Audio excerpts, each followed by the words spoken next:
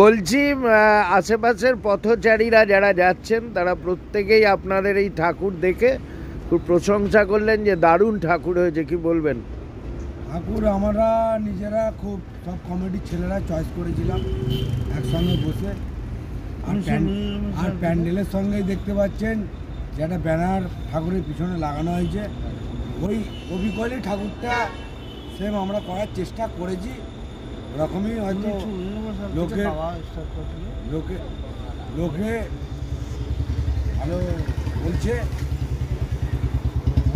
Comment পাচ্ছে। এর মধ্যে পুজো কখন শুরু হলো? পুজো আমার শুরু হয়েছে আপনার ওই 10টা থেকে। আচ্ছা, সারা রাত পুজো?